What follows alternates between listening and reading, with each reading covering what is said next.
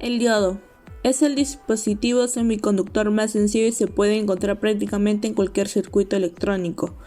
Los diodos se fabrican en versiones de silicio y de geranio. Los diodos constan de dos partes, una llamada N y la otra P, separados por una yuntura llamada barrera o unión. Esta barrera unión es de 0.3 voltios y el geranio es de 0.6 voltios aproximadamente en el diodo de silicio. El diodo puede funcionar de dos maneras diferentes.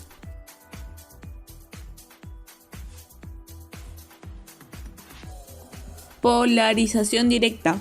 Es cuando la corriente que circula por el diodo sigue la ruta de la flecha, o sea, del ánodo al cátodo. En este caso, la corriente atraviesa el diodo con mucha facilidad, comportándose prácticamente como un cortocircuito. Polarización inversa.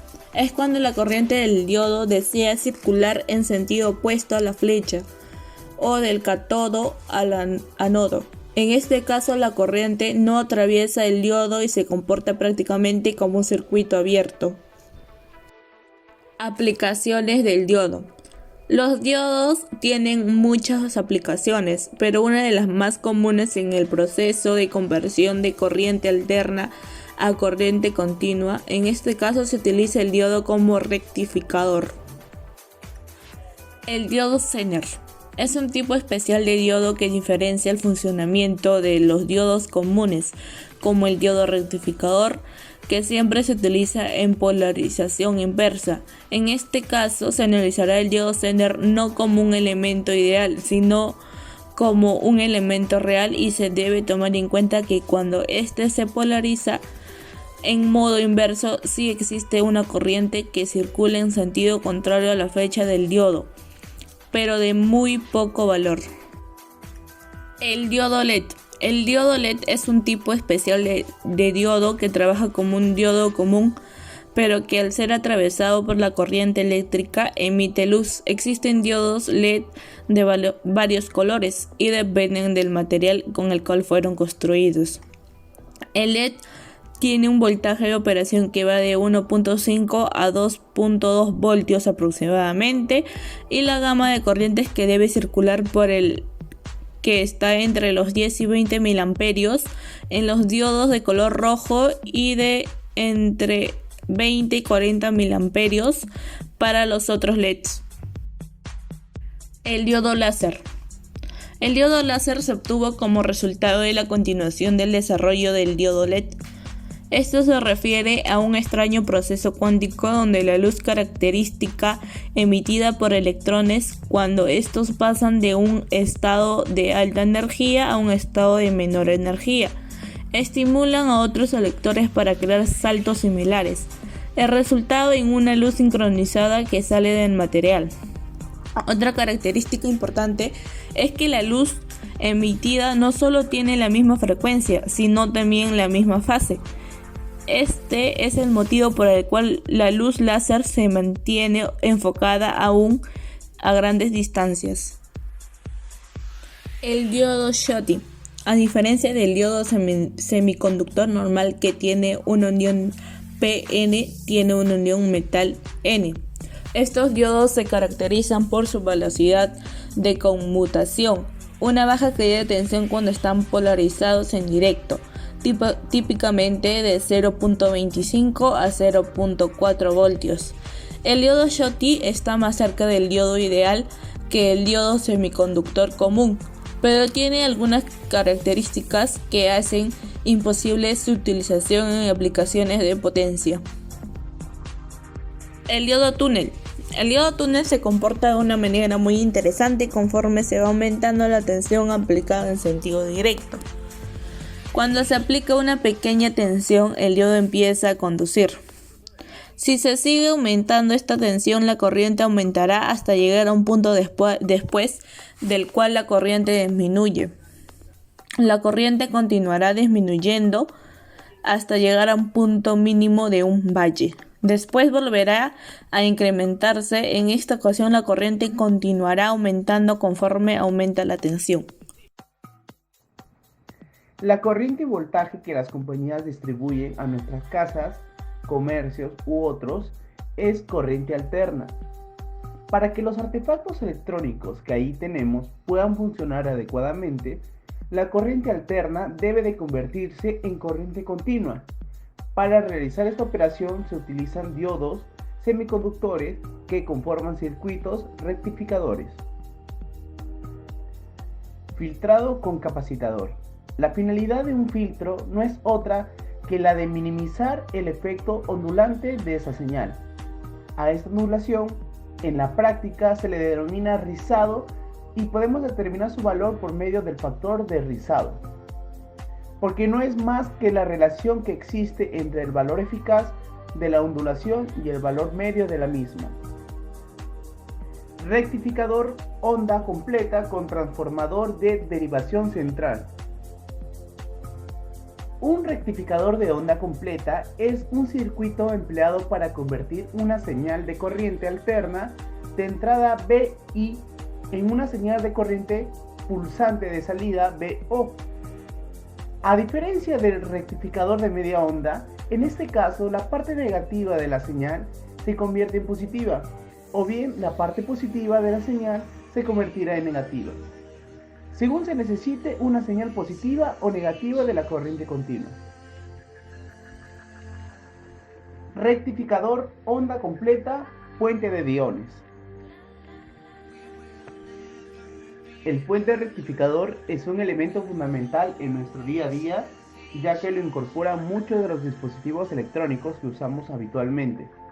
Además, su funcionamiento nos ayuda a entender mejor cómo funciona la electricidad, tanto la corriente alterna como la continua. Transistor bipolar. En la figura 1 encontramos el símbolo y tipos de transistor BJT, que en este caso muestra el símbolo de un transistor bipolar con la nomenclatura habitual de sus terminales. Y en la figura 2 encontramos la estructura interna del transistor bipolar, que en este caso se compone de 3 capas de silicio según la configuración mostrada en estas imágenes. Transistor como interruptor. Es exactamente igual que le da un dispositivo mecánico, pero la diferencia está en que mientras en el primero es necesario que haya algún tipo de control mecánico, en el BJB la señal de control es electrónica. En las siguientes imágenes encontramos el transistor bipolar como interruptor de corriente, que en este caso se muestra la aplicación al encendido de una bombilla, interruptor abierto e interruptor cerrado. Transistor como resistencia variable. En la figura 4 encontramos la comparación entre un potenciómetro y un transistor colocado en un círculo. Transistor bipolar operando como resistencia variable. Si el valor de la resistencia del potenciómetro se fija en 5 kilovatios, la tensión de salida Vout será de 5 vatios. En la figura 2 puede verse las dos uniones PN del transistor, la unión base emisor BE y la unión base colector BC.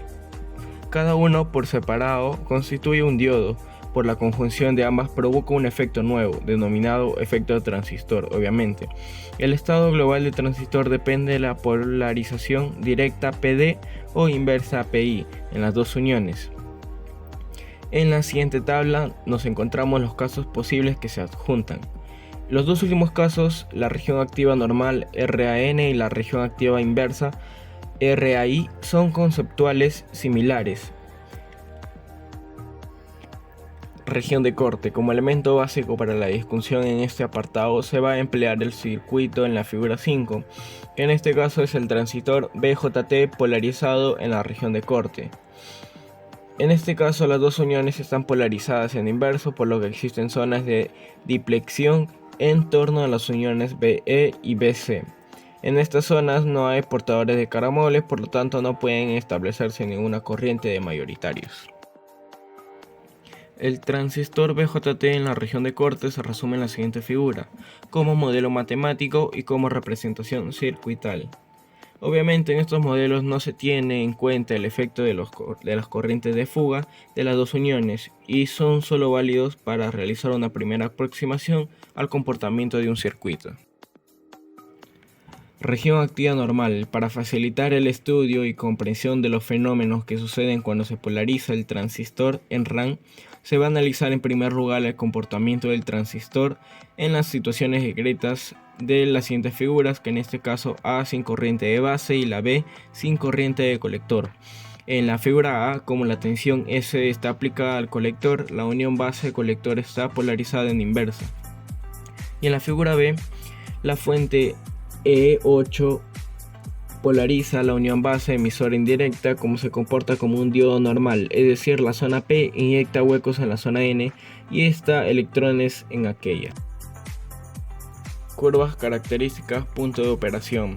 Según los parámetros planteados, se determinan bajo la acción de unas excitaciones concretas. Existirán unos valores de estos 4 parámetros que caracterizan por completo el estado del transistor. Dicho cuarteto se denomina punto de operación Q.